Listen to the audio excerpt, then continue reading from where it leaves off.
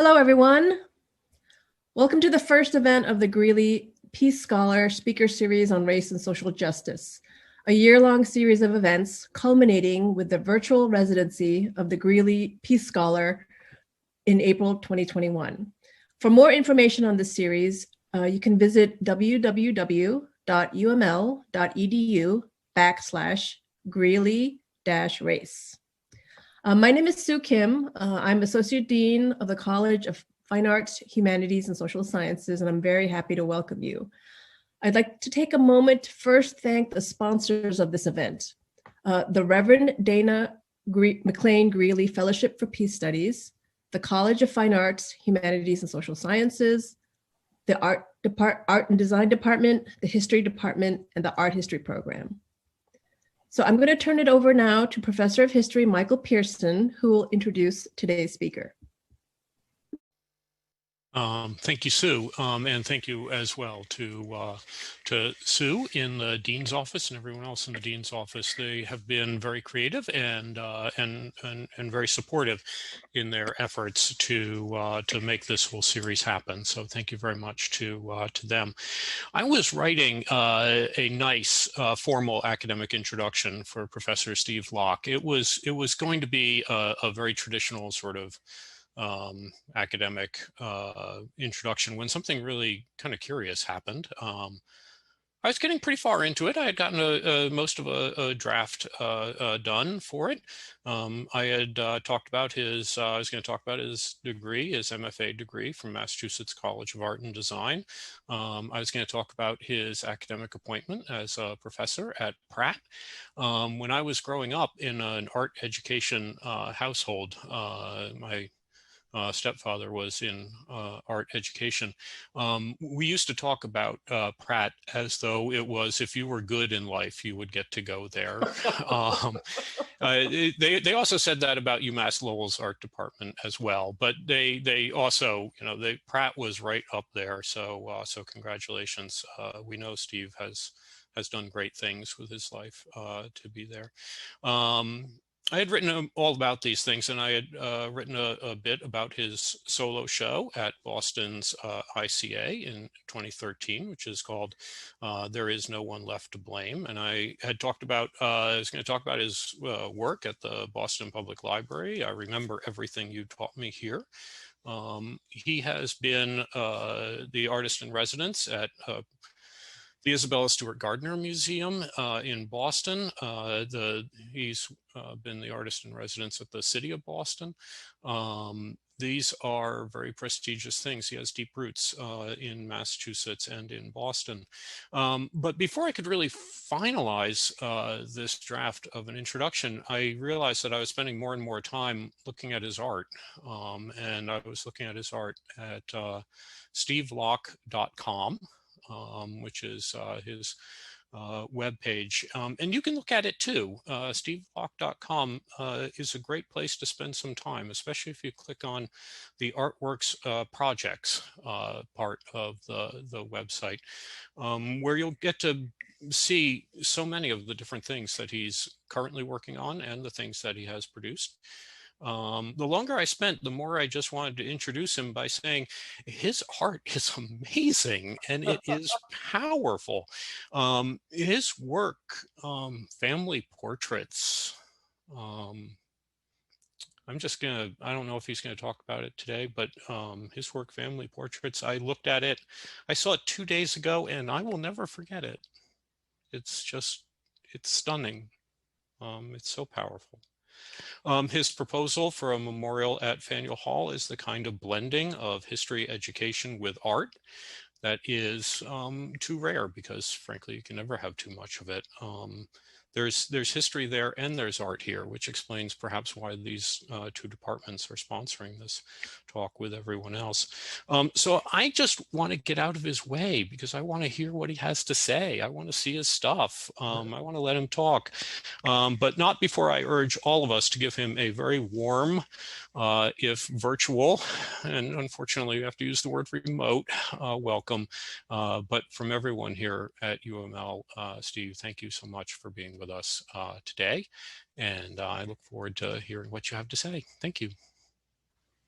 Michael, thank you so much. That was so wonderful. You know, I am an auto workers kid from Detroit, Michigan.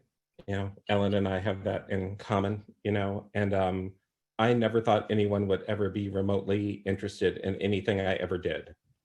So the fact that my life has taken this this direction and that I have done the things that I have done are an eternal joy to me. You know, I will never get used to how wonderful my life is. I will never get used to it. And I'm very, very grateful to be asked to be here. I made Massachusetts my home by choice for over 30 years. When I dream, I am still on Cape Cod. Whenever I fall asleep, that's where I am. So, and I also just want to say that on behalf of someone who taught in art education for years, that that work is so vital and so important and so crucial, especially right now when we're in a moment where it's very hard to make sense of what we see, right? And one of the things that artists can do, especially artists who are informed by history or informed by the world outside of themselves, is that they can help us understand what we see, right? So I put this talk together, and it's about 45 minutes or so. If it goes over, I'm sorry. I talk a lot, sorry. But and if you fall asleep, that's okay. But just wake up because the end is really good. I just want to. I worked on it for a while, so. As Michael was saying, I live in New York now, and there's a thing in New York about memory, as a New York City is a site of memory, right? And nowhere is this more evident than when you walk down the street and you see these street murals to people who have lost their lives for various reasons. Sometimes racial violence, sometimes gun violence, sometimes drug overdoses, but they are ubiquitous in Brooklyn, where I live. And it's not because more people die in Brooklyn than anywhere else, that's not the case, but there is a need to remember publicly. And these things are created by people in the neighborhood. There are muralists who live in the neighborhood who will get a call from a family member and say, you know, I need you to paint a mural of my loved one. And people maintain them. No one tags over them. And it's a way of declaring a public site as a site of memory, right? And this one, I was walking home from work yesterday. This one is brand new. This one just went up. And this is probably the first one I've seen dedicated to a mother. When we think about memory and remembering things in public, that's very different than when we talk about public art, right? Public art is, especially nowadays, is really about spectacle. It's about entertainment. You know, we'll get an artist, we'll put an artwork down by the riverfront, and then maybe we'll have some food trucks and people will come and it'll be exciting. And that's all great stuff. I'm not knocking it, right? But that's very different than the idea of public memory, right? This object is in Boston. It is a copy of the Freedmen's Memorial, which actually lives in Lafayette Park in Washington, D.C. And it was given to the city of Boston by Moses Kimball in 1879. So we're not that long after the Civil War in 1879, right? And so Lincoln was murdered in office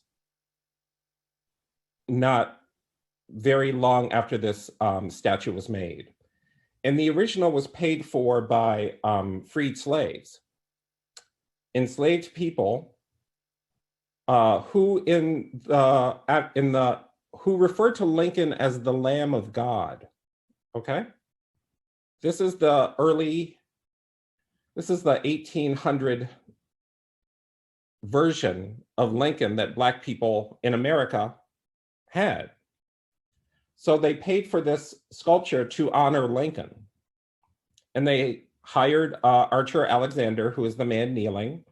So it is a portrait of Archer Alexander rising to his feet after having broken his chains, right?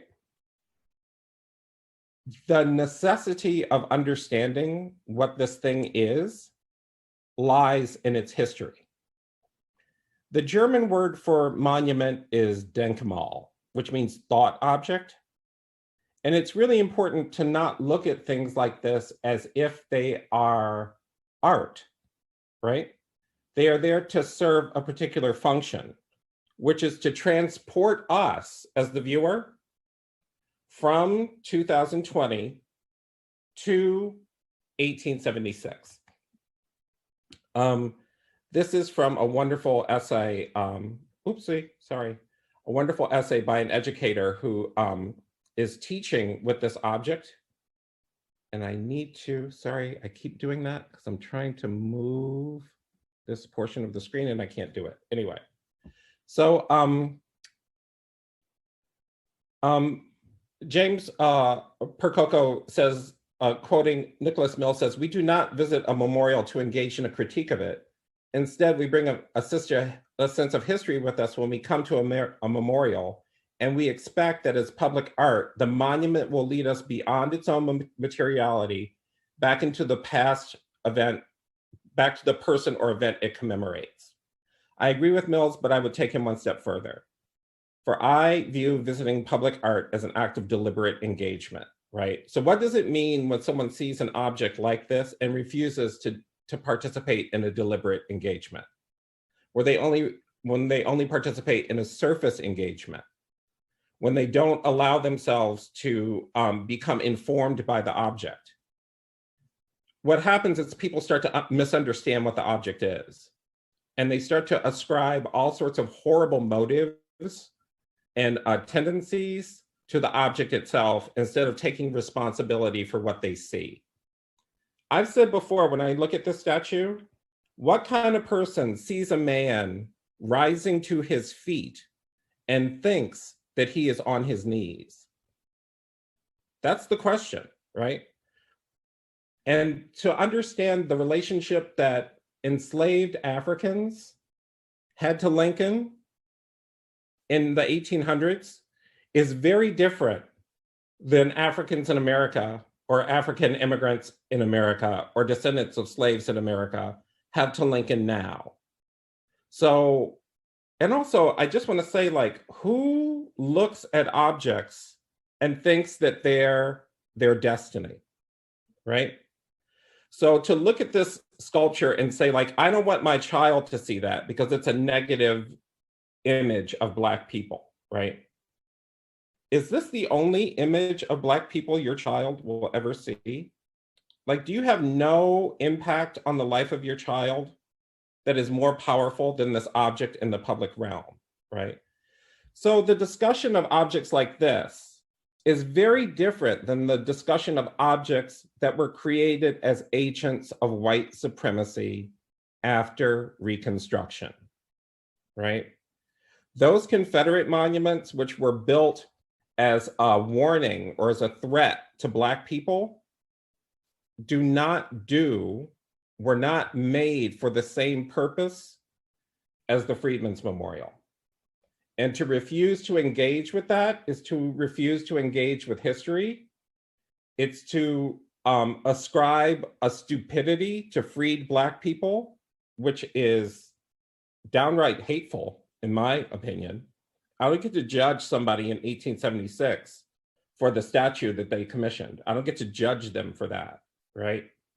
But people now feel really comfortable saying that those Black people were stupid and they didn't have anything to do with the memorial. And they want to ascribe all these horrible things to Black people of the past, which they ascribe to Black people now, right? So when we look at a denkmal, when we look at a thought object, when we look at a memorial, it's different than public art. And it's our job to engage it as activated citizens, not to consume it as passive viewers of spectacle. The AIDS epidemic, I lived through the AIDS epidemic, and the idea of remembering people through the built form went through a dramatic shift because so many people were eliminated through illness, very similar to what's happening now. So this is Felix Gonzalez Taurus, portrait of Ross in Los Angeles. So this is essentially a pile of candy that is the ideal weight of his partner, Ross Laycock, who died of AIDS. And everyone can take a piece of candy, right? So over time, the pile gets smaller and smaller and smaller and smaller, which mimics his wasting away from the illness. And then the candy can be replenished. So it's essentially a way of giving Ross eternal life in this rather mundane but glorious sort of representation, right? And you have to see when you go to a museum where there are children present and they see a pile of 175 pounds of candy, like the joy that is on their faces. And then as they run towards it, the guard explains to them what this work is. So you have a memorial object that's being activated by people. It's being cared for by an institution, and that institution is manifested not in the curator, not in the wall text, but in the guard, in the public employee that is standing there with the work as the interlocutor between the work and the viewer. Yeah. So this is in London. There's a terrorist attack in London back in 2005, I think. I can't remember the year. I'm sorry, I apologize for that. I can't remember the year. But this is in Hyde Park, a very well-known area of London. And what the memorial does is that it doesn't make images of people. It makes images of the tragedy. So this notion of you would come across this field of markers when you're walking through a public space, that because of their neutrality of form, they make you question, what is it? And that's the first part of a Dunkmal, right? A thought object, is that it promotes you to think, well, what is that? What is that? And then I decide to engage it. And then in the act of engaging it, you learn that it is a memorial, that each one of those stela is cast by hand. So each one is individual. So in the similarity of the presentation, you discover that each object was individually crafted. So it's this elegant way to talk about the individuality of loss. And even down to listing the names of people who were lost in the bombings. And so you can, there's not an individual statue of each person, right? There's not an individual effigy of each person, because, and this is important, that sometimes when we try to memorialize something, we're not memorializing something that happened to individuals, right? We have funerals for that. We have every person has a private ceremony where their loved ones gather in some way and acknowledge their life, for the most part. I know some people die alone, like I plan to do, and all that sort of stuff. But that is different than a national memorial or a public memorial. There's a way in which the idea of the public memorial has become a site not of memory, but of spectacle, right? Because if you, in the past, if you survived a terrorist attack, the memorial was your life. The fact that you lived through something and could talk about it and could tell other people about it, your life was the active memorial.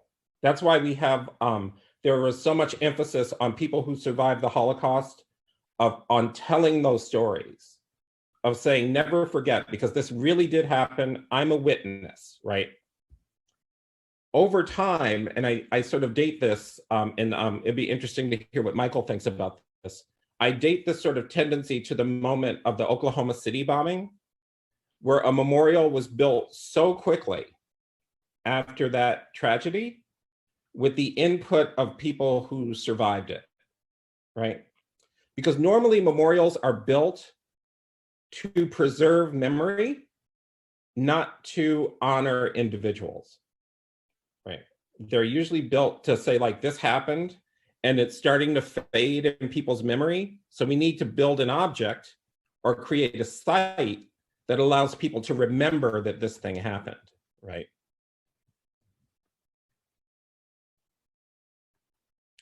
And there's one more. This is in Boston. This is one of the most beautiful memorial sites I've ever seen in my life. This is the 9/11 Memorial at Logan Airport. If you can go on a day today, on a beautiful blue October day or September day and see it, it is majestic and it is spectacular, and it is a site of incredible contemplation of a loss, right? And it's at the airport. So it was made for the people at the airport, right? And when I first visited this, it must have been like maybe 6 or 7 years after 11 September. And I couldn't find it. I didn't know where it was at the airport. And every single airport employee knew where it was. Every single, like from the person who was working at the Sbarro to flight attendants, I was on the wrong side of the airport and I got steered directly to it because it was for them, right? So this is Buchenwald. When Buchenwald is a concentration camp, it was a medical extermination camp in Germany, and one of the few in Germany. When it was liberated, the prisoners made an obelisk. They made a memorial. And the memorial had the names of all the different cities from which they had come, right? And being made of wood, the obelisk rotted and fell apart, right? And so one of my biggest influences is the architect Horst Hoheisel, who was commissioned to build a memorial to a memorial at Buchenwald. Hoheisel is known for doing something called the anti-memorial. His proposal for the Holocaust Memorial in Berlin was to crush the Brandenburg Gate into gravel, right? So he is someone who, like me, is questioning how we remember things in public, right? And to do not the obvious thing, which is to build a statue and talk about a great man, or ignore the women, or to classify people as heroic based on a limited reading of them. Hoheisel's idea was to talk about loss. And he did it by going to Buchenwald, finding the site of the original obelisk and replacing its footprint with a stainless steel plate. And stainless steel has this sort of medical connotation to it. And the medical it wasn't experimentation. The medical torture that happened at Buchenwald is sort of referenced in this object. And this object is heated to the temperature of the body, right? So Germany gets pretty cold. So you have the living presence of people in an object, right? And that translation, that use of material, that use of contemporary technology, like understanding that we can heat objects, was crucial in my understanding when I started to think about building things in the public realm, right?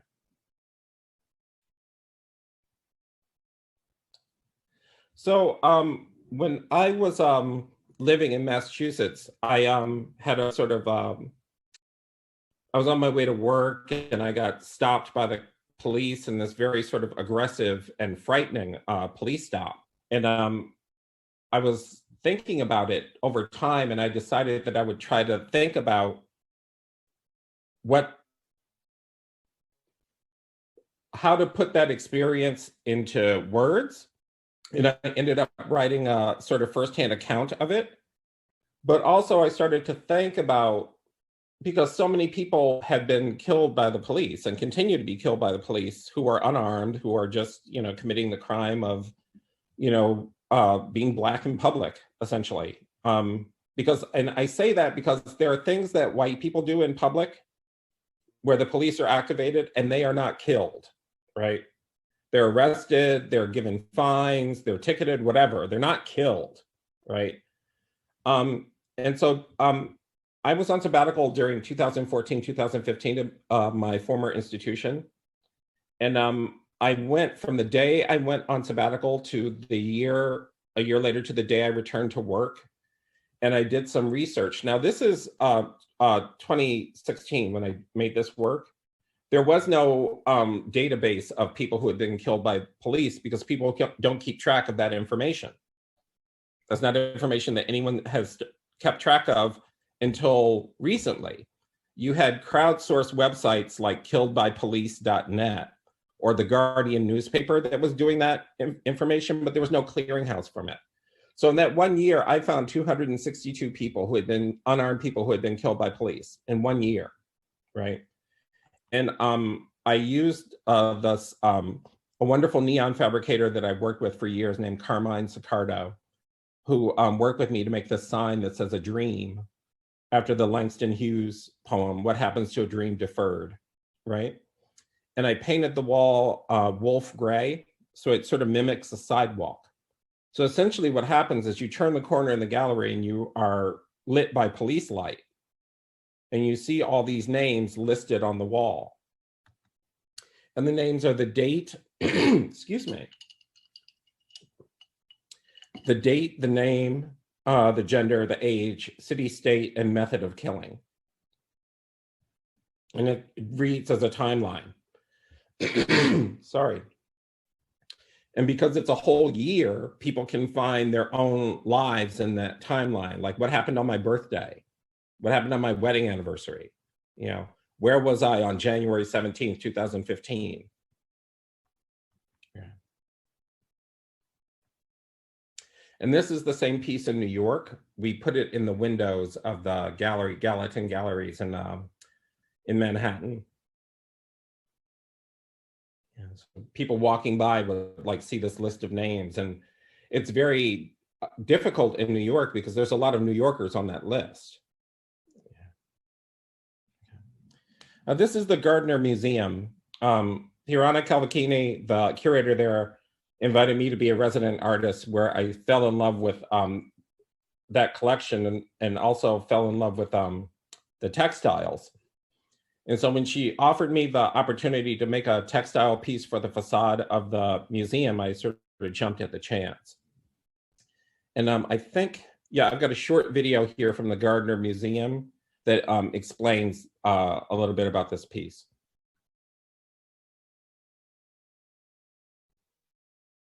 When Freddie Gray was assaulted and killed in Baltimore, it was devastating.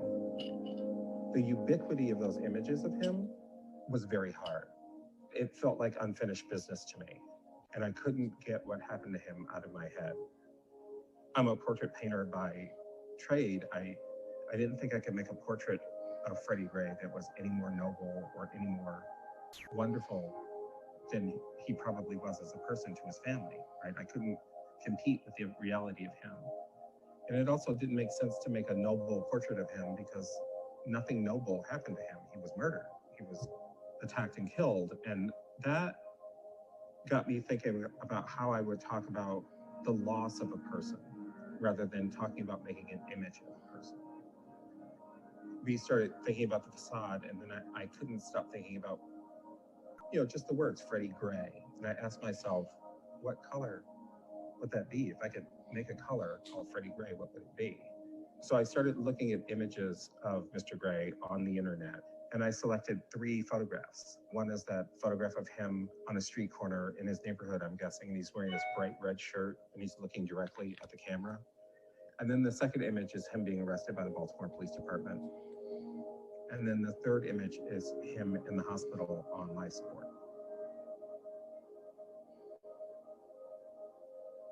So I took those 3 images and I used photo software, and I averaged the color in all of them to get 3 monochrome colors. So those became three different Freddie Grays. Those were the three colors. And you think about them as a timeline of his life, and the color that is at the top of the timeline is him at his most vibrant and most present. And then as the timeline continues, it becomes less so. I believe that all art has political content. And so I wanted to make a work that actually married the formal language of modernism and minimalism to the experience of being alive in America right now. So now maybe when we look back at other modernist or minimalist works, we can start to wonder, wow, I wonder what was happening in the world at the time that this was made. So we can start to connect the visual world with the lived experience of the world. It's about something that affects all of us in the city of Boston and all of us in the country. And it's facing a neighborhood of mostly Black and brown people who are under assault by different parts of our own government. I think it's an affirmation that the museum cares about those things, and it can be like a beacon to come to this place. Like Mrs. Gardner herself, she had her arms open towards the people of the city to welcome them into this museum that she built. So I'm really glad that my facade is continuing that outward sort of gesture to welcome people into the space, not just to talk about the art of the past, but to talk about now, to talk about right now.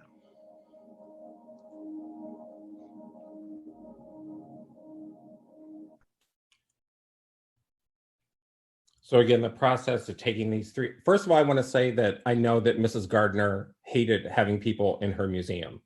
I just want to be clear about that. Like, I know she hated it. I know it made her crazy, but I just kind of wanted to say something nice at the end of the video. Okay. And I mixed those colors on my palette, and I took them to my local paint store, and I had colors made. So you could actually paint your house these particular colors if you were so morbidly inclined. And then I worked with Four Freedoms, which was a political action committee in advance of the midterm elections to put these billboards in all 50 states. So this is 3 deliberate grays in Des Moines, Iowa on a billboard. And this is the same work in Baltimore, which I was very pleased about. This is a community center about a mile away from where Mr. Gray was murdered. And then when I did a show in Florida, I had the walls painted those 3 discrete colors as a way to welcome people into the gallery. And Michael, Michael talked a little bit about this project when I was artist in residence for the city. The Boston Public Library is the first free library in the country. You used to have to be a member of a library to get a book. And you could be anywhere in Boston and ask for a book, and someone would come on a horse and bring a book to your house, right? First branch of the Boston Public Library was in Mattapan, right? So learning all this history while I was an artist in residence and having my own relationship with the library is like, you know, when I first moved to Boston, it's a spectacular structure, right? And I spent a lot of time in there. It was where I went after my mother died. I sat in the courtyard and cried, you know? And so I wanted to make a piece that commemorated the library's impact on me, but also on the impact of everyone who came into it. So I had the flags installed on the front of the library, and I had these books made, these memory books, and each, the project went to different libraries. So it stayed in the McKim building, started there, and then it traveled to the different branches of the libraries, and each branch had their little flag out front, and they had a memory book inside, so you could write your memories of the library. And this is a little boy. This library is probably the best library I've ever been to. I've been making a lot of friends in this library, especially Barry and Abraham. They were close. He's like 8 years old. You know what I mean? So it's like, this is the best library he's ever been to. So those books are now part of the collection of the library, right? And so you can go back and look at people's memories. You know, and this is in South Boston. Yeah, that last one. Okay. So this is getting to Faneuil Hall, right? And the origin of this work comes from my residency being an artist in Boston, but also as someone who lived in Boston for 30 years, right? And you walk around Boston and you see these memorial plaques in the ground, all up and down the Commonwealth Mall. They're as common as dirt, right? And like this idea that people would remember people publicly because they shared the same space. And they're all over the Common, they're all over the public garden, they're all over the mall and the Commonwealth. So when we got to Faneuil Hall, Peter Faneuil was a trader, Trader, trader. What are you trading? What are you trading at that period of time, right? This isn't rocket science. This isn't something that is unknown to people. People know that Peter Faneuil trafficked in human lives as part of his fortune. He built the marketplace so he would have a place to sell his goods. Peter Faneuil is not a founding father. He's not one of the Sons of Liberty. He's a merchant. He's essentially a venture capitalist, basically, right? So he built Faneuil Hall. It is called Faneuil Hall not to honor him, but because he built the building, right? No one named it Faneuil Hall. It used to just be called the Marketplace. Now they call it Faneuil Hall because he's dead and he gave the building to the city, right? So that street that Faneuil Hall is on is called Merchants Row. And we know that there was insurance companies and trading companies on that street that traded and bonded and mortgaged human life, mortgaged Black and brown people, right?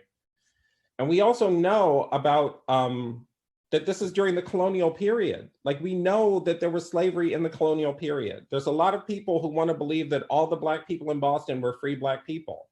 And that's just simply not true. It's not part of the historical record, right? And it's not like anyone is hiding this. We know this for the fact because we know the historical record. It has nothing to do with how people feel about these things. These are just the historical facts. And when I was City of Boston Artist in Residence, I learned a lot of these facts, right? And it seemed obscene to me, and it still seems obscene to me, that there is nothing at Faneuil Hall to link that building to this history. Right? So that's my job as the artist. Like I can make an object that does that. And that's what I propose to do. Like thinking about enslavement, the act of enslavement and the relationship of the transatlantic trade to Massachusetts, not because Massachusetts loves to talk about slavery in the South, love to talk about that. But I want to talk about here. I want to talk about where we were, right? So I thought about the auction block as a form. This is a singular form, a place to sell and a place to be sold, you know, and understanding that the auctioneer is separate from the thing being auctioned. It's the site where people go from being people to being objects, right? And understanding that that kind of presentation can live in a site. So I was thinking of making this bronze plate exactly like all the other bronze plates that are all over the city, and just putting a bronze plate in the ground at Faneuil Hall. It's very simple. And I was going to heat it to the temperature of the human body to evoke the presence of all those people who were lost. Because what am I going to make a statue of a noble slave? Like who's going to, like that doesn't work anymore. We already saw what happened with Archer Alexander, right? People cannot understand those images anymore. What they can understand is this thing in the ground that they can ignore, they can walk on, they can touch, just like they do with everything else. And so the hidden history remains hidden, but it doesn't remain unseeable. You can access it, right? That was the plan. And for very complicated reasons, it didn't work out. And I can talk about that later if you want or not. That's okay. And so the last thing, I did this proposal in France. There is a commitment by the French government to address their role in the human trafficking of the slave trade. Right? They want to make a public memorial for it. And I figured, what the hell? I'll try. Like, I'll give it a shot, right? So this is my proposal for that. And essentially it's going to be in the Tuileries. This is a map of the location. The Tuileries is the garden in front of the Louvre. So it's a very large, prominent site triangular site. There's a Jean Dubuffet sculpture on the site now. It's a very nice sculpture, but we're gonna, hopefully if I get this, we're gonna get rid of it.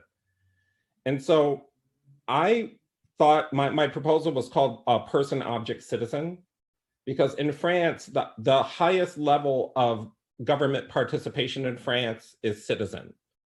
And the French are very serious about this. The French will cut off the king's head.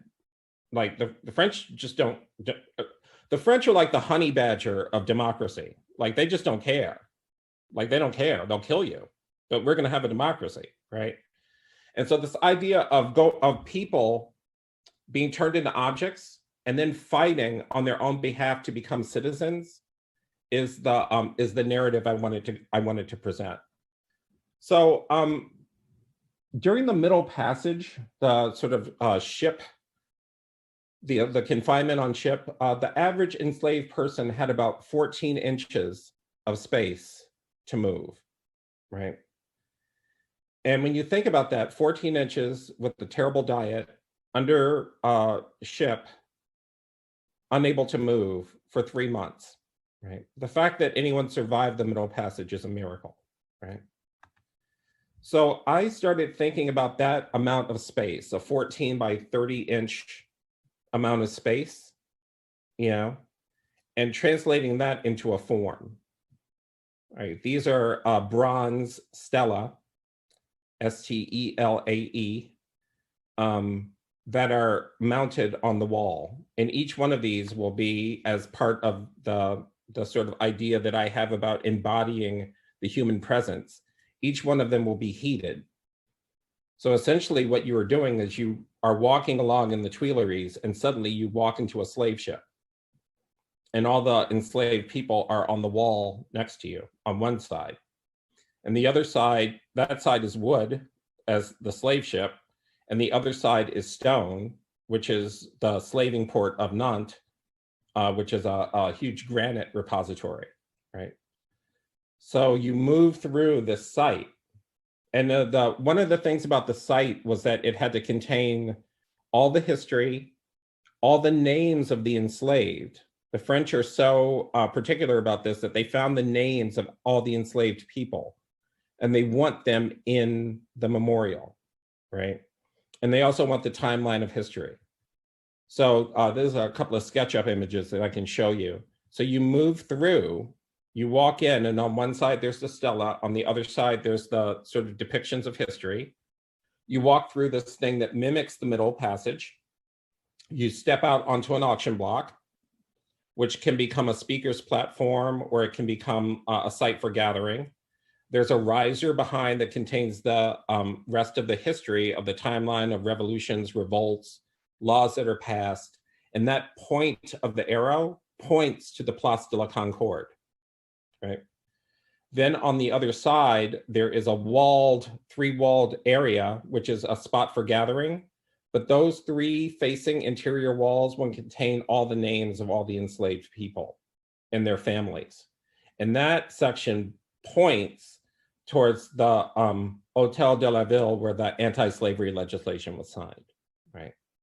So I don't know if I'm gonna get that commission. I figured I would try and we'll see what happens. And I'm happy to answer any and all questions you have. And I went over by 5 minutes and I apologize.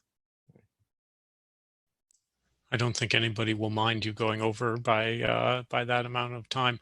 I would like to simply thank Professor Locke for his comments, and you can write in questions into the Q&A segment along the bottom of your screen, and we'll see if any questions come up. Professor Locke can pick his own questions, or I can try to, or the other co-hosts can pick out questions that they find particularly interesting. We have one, for example, that asks you how your lived experience impacted the way you teach and share the memories associated with your art. That seems like a very broad question, but it's an interesting question to me, and it will give other people the opportunity to think of questions and write them in. Well, you know, that's a great question. I think that when I'm teaching, I'm very much focused on other people's work. I'm not focused on my own. And I think that the important thing is not to make a new generation of me. That's not teaching, that's indoctrination, right? So it's my job as a teacher to help other people find their own vision and to follow it, right? And I model that, in my own practice. Like I have always had a job. Like I was a secretary for years because I never wanted anyone to tell me what I couldn't make based on like money, right? So I always made my own money and I made my own work. And like, so if I wanted to make a body of work, like family pictures, like you were talking about, nobody could say like, oh, Steve, that's a career killer. You don't want to do that. I can just go ahead and do it because I have a job. So I don't have to worry about my work in that way, right? And so in teaching, you try to get the students to understand that like the stakes are, ask yourself, what is at stake in making this work? You could do anything you want right now, right? You can do anything. You could like become like a beekeeper. Like you could do any sort of thing you want to do. Why are you doing this? What is at stake in doing this? And that's the crux of the question. So that's how that sort of teaching thing overlaps. Oh, Ellen.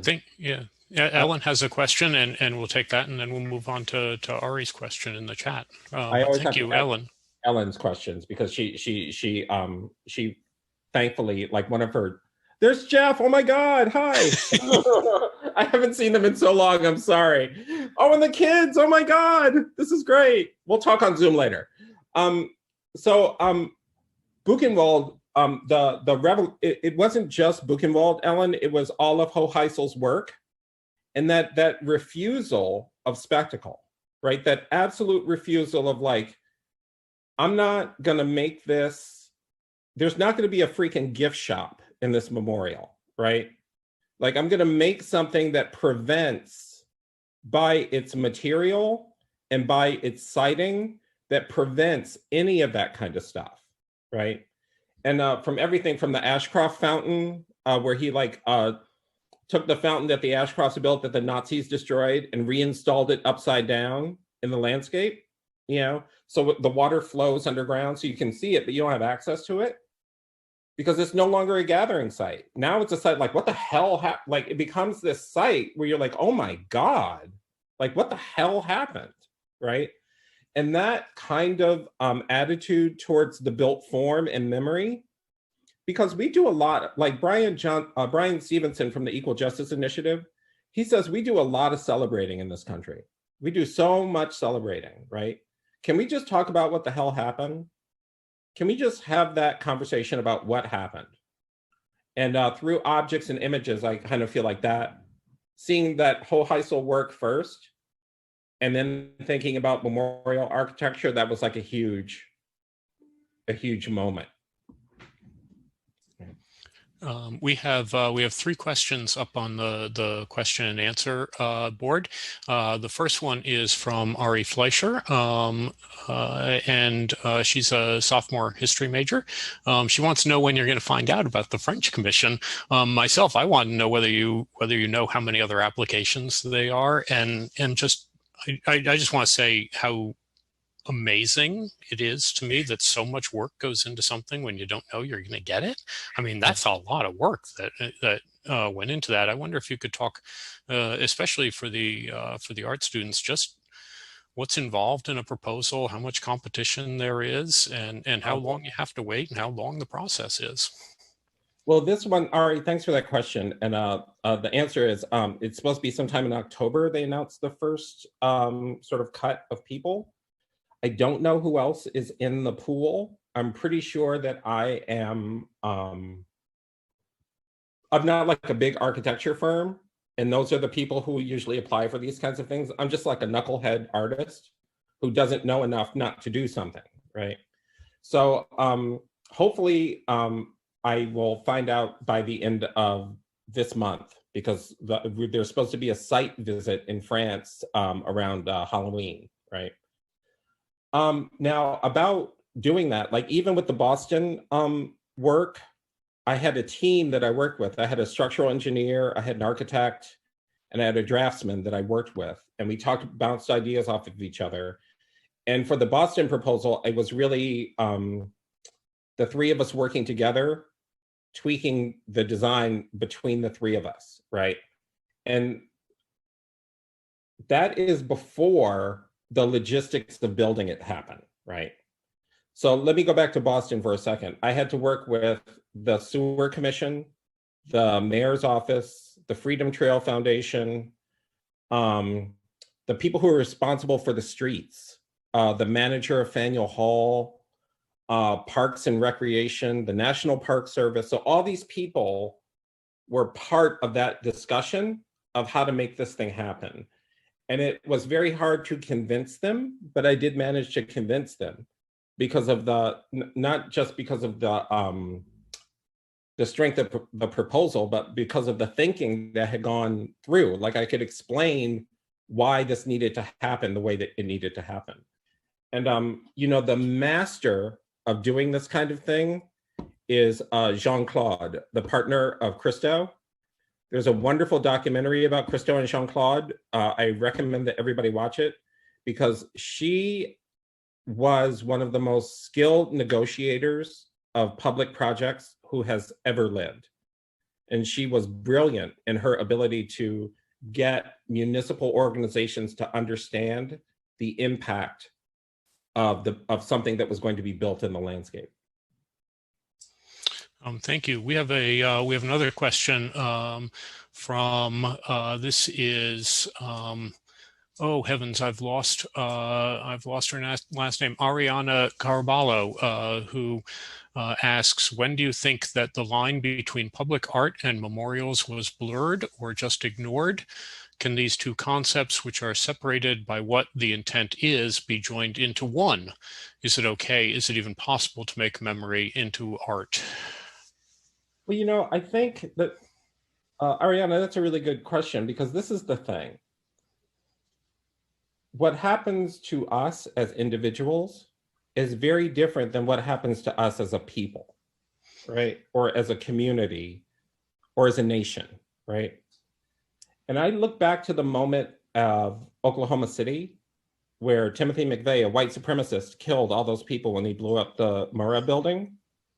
And the people who survived had a special status because they survived that attack, right? And that special status was built into the creation of that memorial. So it was a memorial not for people who had died, not only for people who had died, but for people who had survived. And I think that moment changed the way that we thought about building memorial spaces. People who normally, like if a tragedy happened, your life was your memorial. That was like your gift. Like, I survived it. I don't need a funeral. I don't need a built form to commemorate the fact that I was victimized, right? But now that that has become an identity, now that victim and survivor and all these things have become independent identities, Foucault tells us that the minute you make a group of people, that they start to become a site of power, right? So now these ideas of like things that are built for survivors has become part of our understanding of contemporary memorial building. And it just makes it harder because you have a whole bunch of people who want their voice included in a public gesture. When we're not remembering you, we're remembering all these people. This didn't just happen to you, it happened to the nation, right? And so public art doesn't have to do any of that stuff. Public art isn't about commemoration. Like there's a difference between a memorial and a public art object. Now, artists make work for whatever crazy ass reasons they want. Like, some people like look at their canned goods and decide to make a whole body of work about it. Like, all sorts of crazy stuff happens, right? So I would never say that people don't make work based on their own memories. But when we're talking about public memory, that's a different thing. What do we choose to remember? And remember, like, there's a whole bunch of stuff that happened that there's no marker of. All those people, all those memorials of those that I showed in the beginning, Like somebody decided to make that public memorial, right?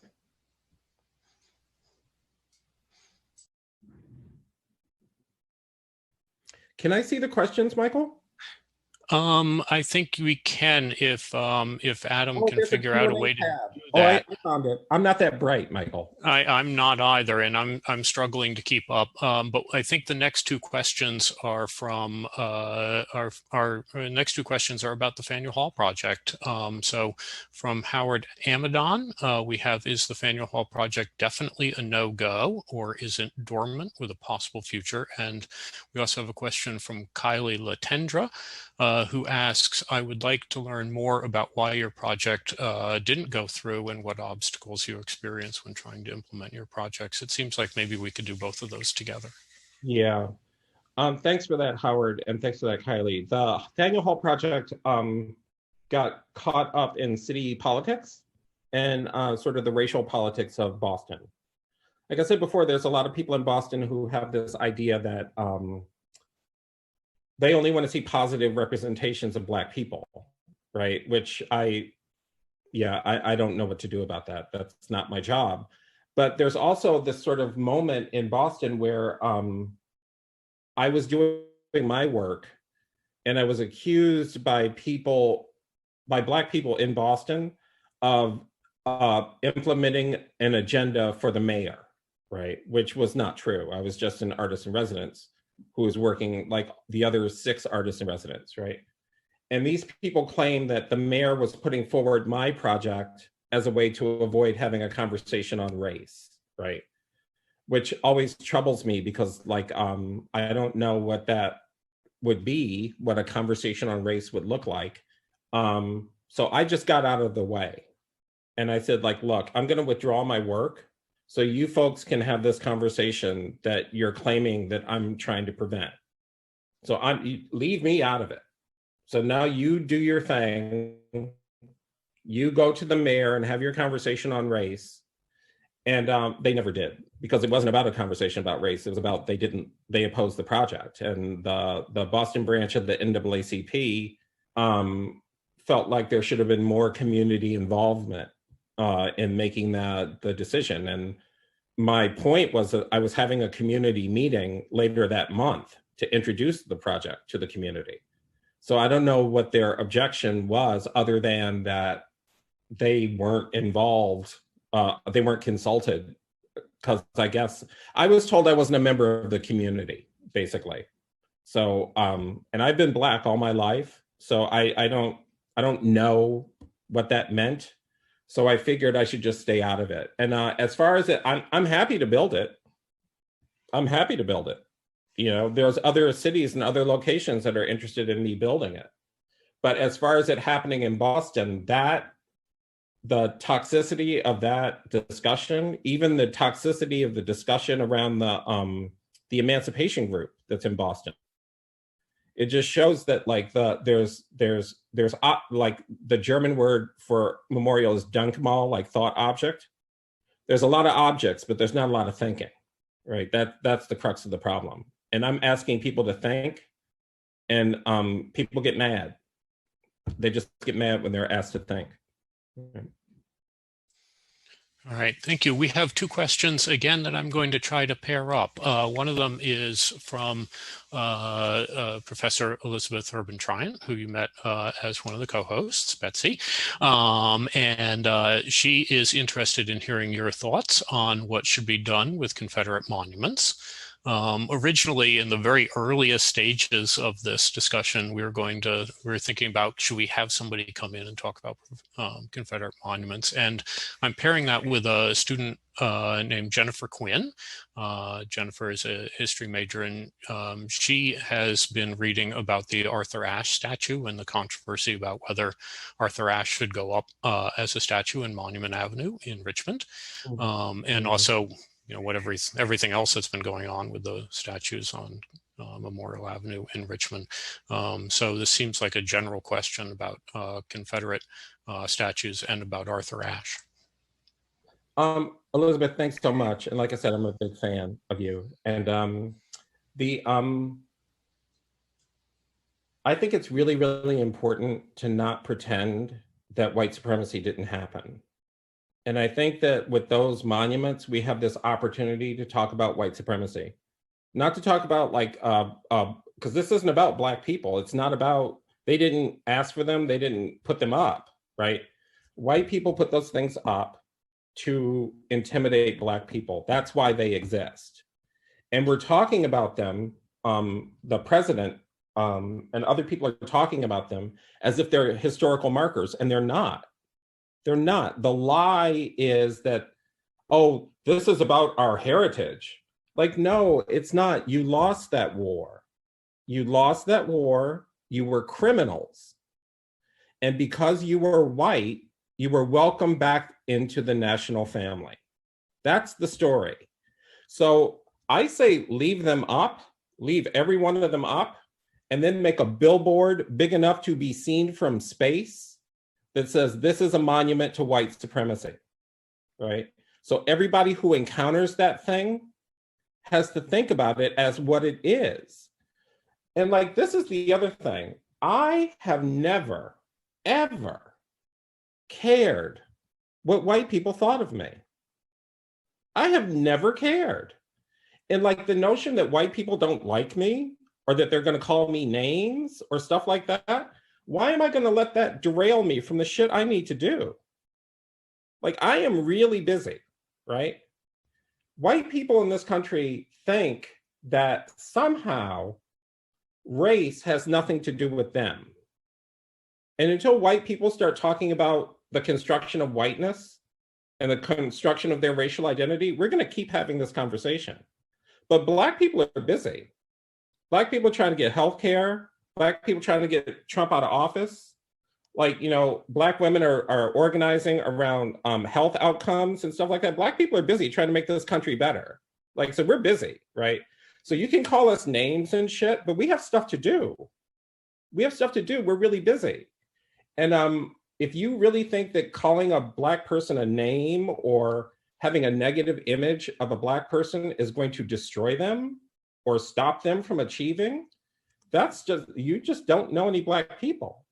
Like, I just don't, I've never, like, people would say like, oh, that's a stereotypical representation of a Black person. I'm like, yeah, white people seem to enjoy that.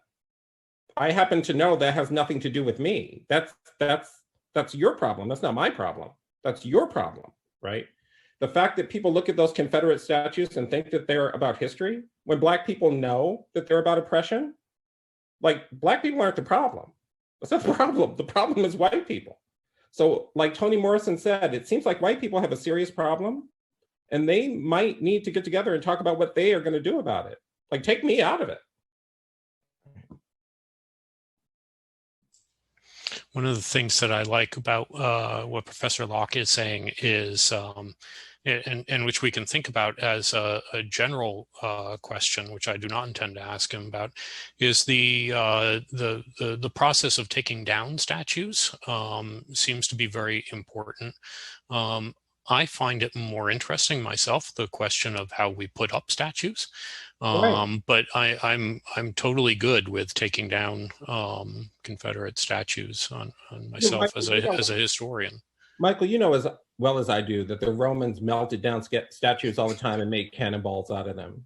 This whole idea that like these things need to be preserved and saved and something like that, it's nonsense, and it's a way to deflect from what the real issue is. The real issue is like a bunch of people got together in a room before the Civil Rights Act was signed and decided, you know what?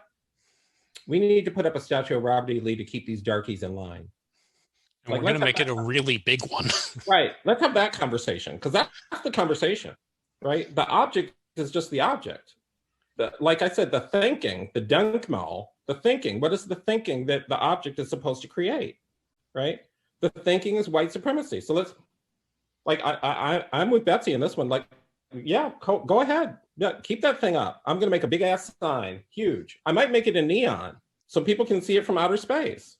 This is about white supremacy. That's what this thing is, okay? Don't get it twisted. It's not about history. It's not about heritage. It's not about culture. It's not about any of that stuff. This was put here because white people were scared. That's why we put it up, okay? Yeah. Thank you. We have more questions. There's a kind of a superabundance of things, which is I think a sure sign of success. We have a question in chat from Paula Haynes, who works in the provost's office, if I'm not mistaken. This talk has been really terrific. Thank you so much. Could you say a little bit about the relationship between public art, thought objects, and trauma? Maybe in terms of how art activates and or helps heal trauma. I'm not sure if she means individual trauma or social trauma, but it seems to be that all of them would be relevant. Well, we have this sort of contemporary understanding of trauma, like everybody has it. And I don't know if that's true. I think that trauma is a specific thing. And when people talk about being hurt by images or wounded by images, I'm always a little nervous about that because I think that that says something about the person. Remember, Michael, whenever we talk about art, we're talking about ourselves. We're not talking about anything else. We're talking about our own experience. Like, oh, that painting makes me upset. Well, that's about you. The painting, the painting doesn't have any powers. Like, we're like back to like some sort of weird embodied cartoon version of voodoo, right? Like, I'm going to make this object and I'm going to stick a pin in it, and somehow it's going to hurt the president. Like, and that doesn't work. That's not real, right?